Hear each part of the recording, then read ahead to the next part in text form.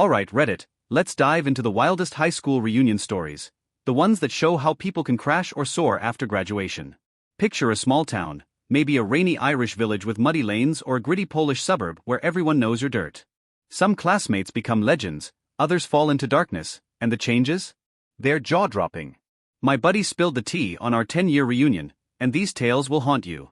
What's the most shocking change you've seen at your reunion? Drop it in the comments. Let's make this thread blow up. Our class valedictorian, Anna, was the golden girl, destined for greatness in a school like one in a Manchester suburb. Top grades, scholarships, the works.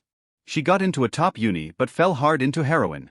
By the reunion, she'd been a sex worker, got clean, and turned to religion, preaching to ex-cons and addicts in a church hall that smelled of damp wood and old hymnals. She stood there, eyes wild, twitching, talking a mile a minute like she was still on something. Her voice cracked as she shared her story to strangers, desperate for redemption. I liked her back then, smart, warm, always helping with homework. Seeing her like that, in a faded dress, hands shaking, it broke my heart. Small towns, man, they can chew up even the brightest stars. Tom was the class clown in our history class, always cracking jokes in a school like you'd find in rural Ireland, with creaky desks and foggy windows. We'd laugh until we cried, passing notes about our teacher's bad tie. I was pumped to see him, expecting beers and old stories. But at the reunion, I learned he joined the army after graduation and died in Iraq a year later, barely 19. The news hit like a punch, standing in a community hall with old yearbooks and cheap wine. His smile should have been there, not just a memory. I still hear his laugh sometimes, echoing in my head. Drugs hit our town hard, like a plague sweeping through a Scottish valley. Out of our class of 100, 27 got busted for heroin trafficking. One girl, Sarah, was on the run for months.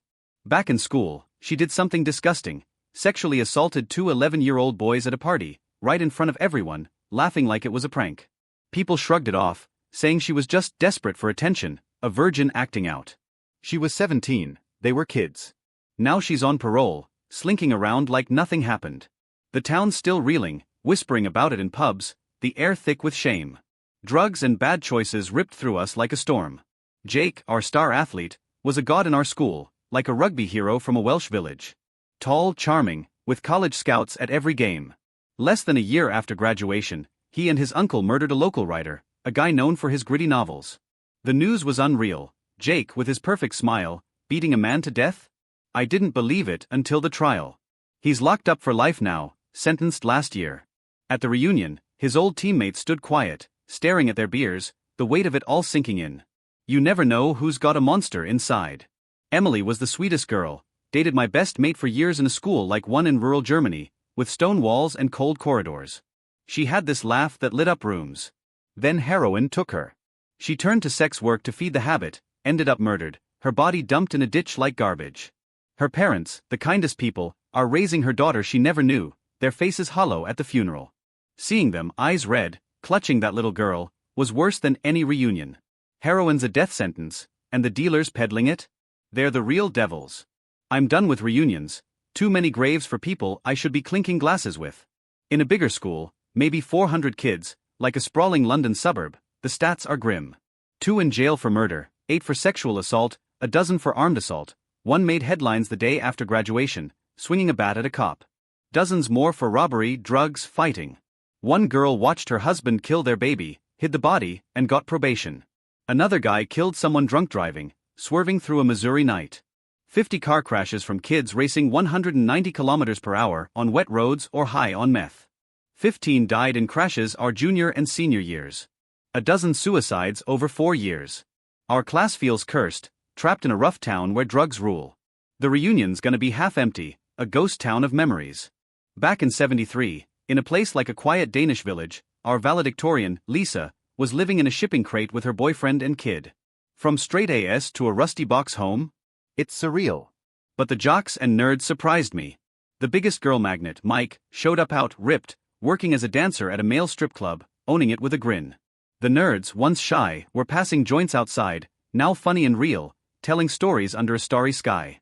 I regretted not knowing them better back then, stuck chasing cool kid status in a town of narrow streets. 3 years out, in a rich area like a posh Oslo suburb, it's chaos. One kid killed his roommate over heroin, then crashed his car into a pole, dying and paralyzing his girlfriend. A girl suffocated her newborn, left it in a bag on her porch, got probation. A popular guy, high as hell, lay on a highway playing chicken with cars and got crushed. Another died of a heroin overdose, no shock to anyone. Rich kids with no sense of consequences, spiraling in a shiny town. My high school crush Claire in a village like rural Spain, toyed with me for 2 years, notes, calls, promises of someday, all while dating others. I was a lovesick idiot, pining away. At the reunion, she's chain-smoking, raspy, overweight, divorced after a whirlwind marriage, living with her dad in a cluttered cottage. Her old charm flickered, but her life's a mess, no direction. I felt no victory, just pity. I hope she's found her way since.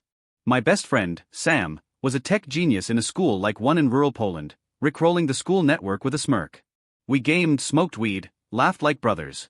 But he chased bigger highs, buying drugs online. I drove him to a rundown house near New York, saw his girlfriend, 19, looking 27 from drugs. He admitted it was his second hit of heroin. Our old playlist hit on the drive back, and I sobbed. He failed rehab, got arrested, kept falling. Last time we hung out, we hit a smoke shop, ate Taco Bell, played games in silence. 9 months ago, he overdosed. I'm getting a tattoo for him, despite my needle phobia. Losing him still stings. Hassan, from a town like a Scottish hamlet, was my rock, kind, hard-working, with a rugby scholarship. His mom, high on drugs, crashed their car on purpose, killing herself and his autistic brother. He dropped out, quit rugby, lost it all. At the reunion, he's drunk, head in hands, saying he'll kill himself that night, wanting one last moment with his happy place. I stayed with him, heart racing, keeping him safe. His pain was like a knife. The worst was learning about Ali, a mosque friend from a town like a Birmingham suburb. He was quiet, generous, always putting others first. By 23, he was in prison for molesting a girl and possessing child porn. 3 decades behind bars. He was the last guy you'd expect, praying with us at 16. It's like he became a stranger. Then there's Greg, the class clown who knew everyone, in a school like one in rural Hungary. He had a wife, 2 kids, a steady job, a normal life. The high school Facebook group said he died in a car crash. I dug deeper. He killed his family, then himself. I posted the truth, but they told me to delete it, to respect his family. Hiding the truth to save face? That's the creepiest change of all. These stories gut you because they're real. Anna's fall, Tom's death, Emily's murder. They could happen in any European town, from Dublin to Krakow. The Missouri chaos, Lisa's crate, Sam's overdose, Hassan's despair. They're raw, human tragedies. Ali's crimes, Greg's murder-suicide. They shake your trust in people. For your YouTube vid, pause after the deaths, the confessions, let the weight hit. Your European audience will be hooked. This is about 10,000 characters, perfect for 10 minutes. What's the worst reunion change you've seen? Share below, let's keep this thread alive.